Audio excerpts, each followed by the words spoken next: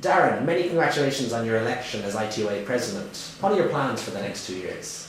Many thanks, Alan. We want to continue to raise the profile of the organisation. ITOA members are highly valued within the tourism sector in Ireland, and we want to continue to raise their profile. A large part of the members' business is also business tourism as well as leisure tourism. Over 25% is MICE.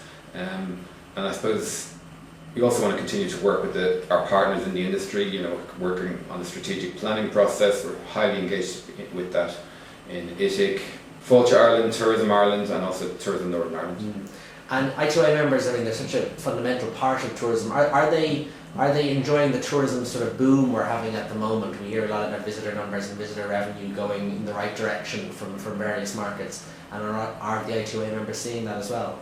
Yes, absolutely. We have about 30 members in the association presently, and they deliver over £500 million of visitor spend for Ireland every year, and that's continuing to grow. The bulk of the member business comes in from Europe and the US, and those markets have grown significantly over the last couple of years. Fortunately, not too much of the members' business comes in from the UK, and the UK business has deteriorated in the last year. It's down about 5 or 6% in 2017, and there are concerns that's going to continue to deteriorate. So we have been fortunate to avoid that. Yeah, because most of your business comes from other markets, and you also get quite a lot of business from long haul markets, isn't that true? The likes of Australia. Absolutely, and that's continuing to grow. We're also seeing some new business coming in from Asia as well, and it's great to see the access increasing now into China, and we're hoping obviously that's going to continue to increase and open up those new markets. Absolutely, and it'll help us diversify away from Britain to a certain extent. I know that lack of capacity, particularly in the hotel space, was a big issue for ITOA members in recent times. Is that still such a big issue, or is it slowly improving?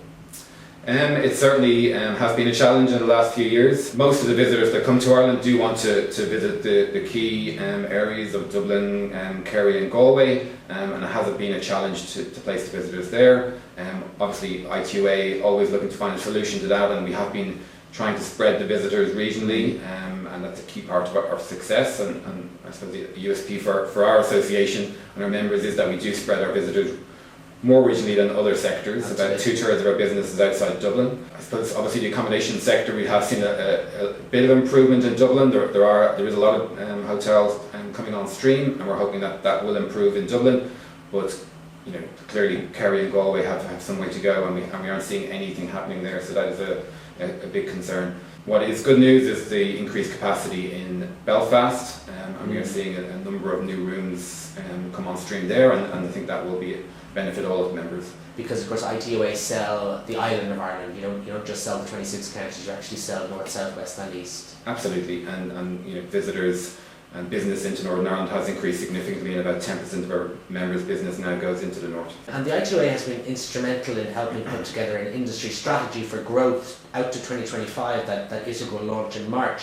What do you see as the main roadblocks for growth? We all want the sector to continue to prosper and thrive, but there are certain roadblocks there that I suppose we're all a bit concerned about in terms of investment and so on. Would you share that view?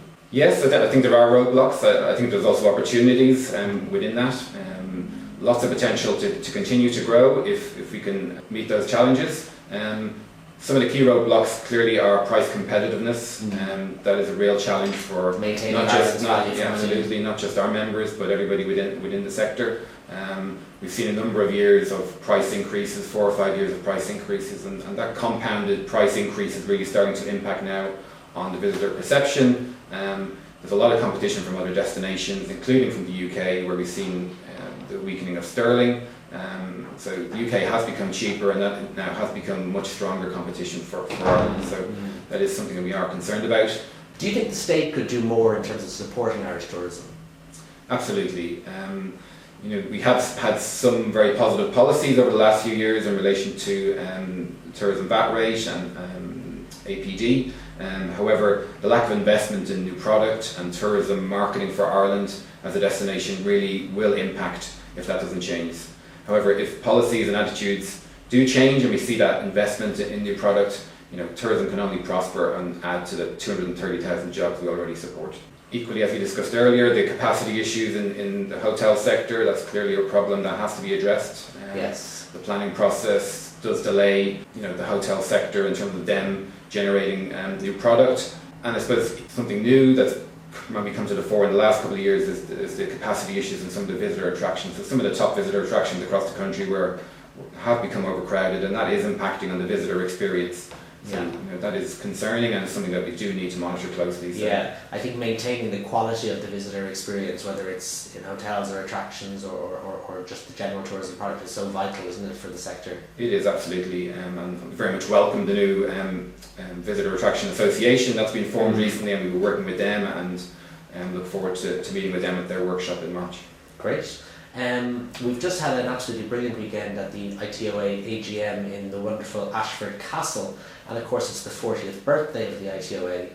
Tell us a little bit about sort of what the ITOA has achieved and done for Irish tourism over the years. Yes, I mean, we had a great weekend. It was a celebration, obviously, our 40th anniversary. We had our past presidents there for the weekend, and it was great to hear their stories of the challenges we've experienced and overcome as an association and as an industry. Some of the challenges, obviously, the foot and mouth disease and the downturns in the economy. So really great to see how the association and the members have worked together to overcome some of those challenges. And I think I look forward to working with all of our members, and hopefully not too many of those challenges will face me in my presidency. It was a great weekend and a lot of fun and so on, but a lot of stories about, as you say, challenges, whether it be 9/11 or foot and mouth or the famous ash cloud, and trying to kind of come up with policy responses in relation to that. So as you say, hopefully not too many external challenges over the next 2 years, but if there are, I'm sure ITOA and yourself will be able to meet them full on. On behalf of ITIC, we'd like to congratulate ITOA on their birthday and wish you every success in your presidency for the next 2 years. Thanks, Darren. Thanks, Em.